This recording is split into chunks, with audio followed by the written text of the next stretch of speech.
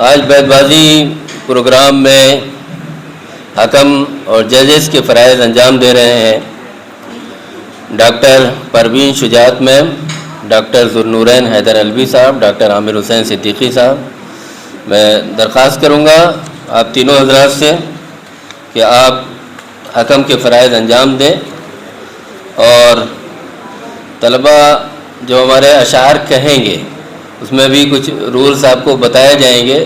پہلی بات تو یہ ہے کہ یہ جو ٹیموں کا مقابلہ ہے، 6 ٹیموں کے بیچ میں ہمارا یہ مقابلہ ہے۔ آج 6 ٹیموں کے بیچ میں ہمارا یہ مقابلہ ہے، اور ہر ٹیم کو 8 منٹ کا وقت دیا جائے گا۔ 8 منٹ کا وقت دیا جائے گا، اس میں کچھ اور بھی باتیں ہوں گی۔ اشعار کا انتخاب کیسے کرنا ہے، کہ کیسے اشعار پڑھنا ہے، اور مہذب اشعار ہو، ادبی اشعار ہو، ادبی پیرائے کے ہوں، کیونکہ آپ جس ادارے سے وابستہ ہے یہ ایک ایسا ادارہ ہے جو ادب کے لیے نمایاں طور پر نام اس کا جانا جاتا ہے۔ تو ایسی حالت میں آپ کی کوشش یہ ہونی چاہیے کہ ادب کے پیرائے میں ہو، اور اس میں جو 6 ٹیمیں ہوں گی، پہلا ایک راؤنڈ ہوگا 2 ٹیموں کے درمیان، اور پھر اس کے بعد سیکنڈ راؤنڈ ہوگا، اور ہر شعر جو پڑھے جائیں گے، جو شعر ایک ٹیم پڑھے گی، اس کا جو آخری حرف ہوگا اس پر دوسری ٹیم کے لوگ اشعار پڑھیں گے، اور ہر ایک کو پڑھنے کا موقع دیا جانا چاہیے۔ جو بھی منتخب اشعار ہوتے ہیں ان منتخب اشعار میں ہر ایک کی کوشش، جو تین کی ٹیمیں ہیں، تینوں کو اس بات کی کوشش کرنی چاہیے کہ وہ اس بات کی کوشش کریں کہ سبھی اشعار پڑھیں۔ یہ نہ ہو کہ کوئی ایک پڑھ رہا ہے۔ عام طور پر دیکھا یہی جاتا ہے کہ ٹیم کا جو کیپٹن ہوتا ہے وہ پڑھتا ہے، باقی خاموش رہتے ہیں، اور ایسی صورت میں اگر 1-2 مرتبہ نظر انداز کرنے کے بعد ہم ججز سے درخواست کریں گے کہ ایسے لوگ، ایسی ٹیمیں جن میں صرف 1 یا 2 لوگ پڑھ رہے ہیں، تو ایسی ٹیموں کے نمبر بھی کاٹے جائیں گے۔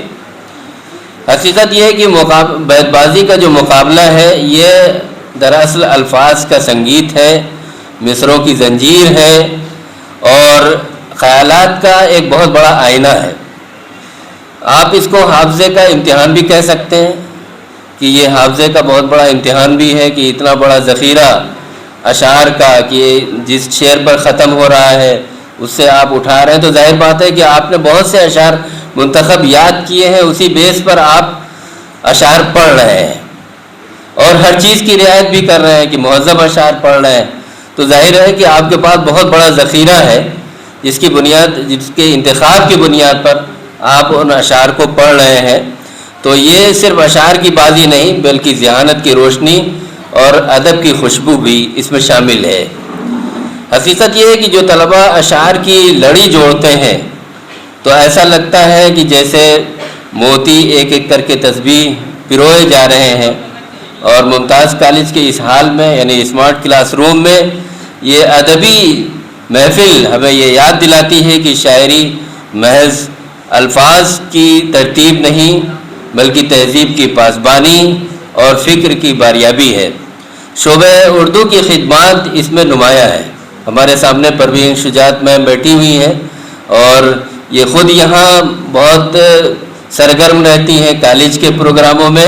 اس کے علاوہ شہر کے جو اہم اور نمایاں پروگرام ہوتے ہیں، ادبی محفلیں سجتی ہیں، ان میں ان اسٹیجوں پر ان کا نمایاں نام ہوتا ہے۔ ہم آپ کو مبارکباد دیتے ہیں، آپ کی خدمات کو سراہتے ہیں، اور آپ کی جو کالج کے لیے خدمات ہیں وہ بہت ہی گرا قدر ہیں۔ ان خدمات کو سراہا جانا چاہیے، ہم اس کی ان تمام خدمات کو سراہتے ہیں۔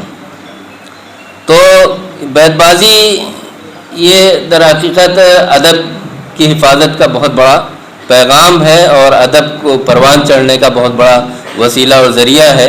چونکہ ٹیمیں ہیں تو اب بلا تاخیر ہم اس پروگرام کا آغاز کرنے جا رہے ہیں، اور جیسا کہ آپ سے بتایا کہ ہمارے یہ حکم حضرات فیصلہ کریں گے، اور ان کا فیصلہ آخری ہوگا۔ اور ایسی صورت میں جو 6 ٹیمیں ہیں ہم ان کے نام نہیں ظاہر کریں گے، صرف ٹیم کے نام سے ان کو پکاریں گے، تاکہ ایسا نمایاں طور پر کسی کا نام ظاہر نہ ہو، اس سے یہ نہ لگے کہ اس کے نام کے ساتھ کچھ کیا گیا۔ تو سب سے پہلے آپ ججز حضرات سے میں مخاطب ہوں کہ یہ جو ہمارا پہلا مقابلہ ہونے جا رہا ہے یہ ٹیم غالب کے درمیان اور ٹیم حسرت کے درمیان ہے۔ آپ نشان لگا لیجئے، ٹیم غالب اور ٹیم حسرت۔ ٹیم غالب اسٹیج کے دائیں جانب آ کر بیٹھ جائے اور ٹیم حسرت کے لوگ اسٹیج کے بائیں جانب آ کر بیٹھ جائیں۔ حسرت کی ٹیم کہاں ہے؟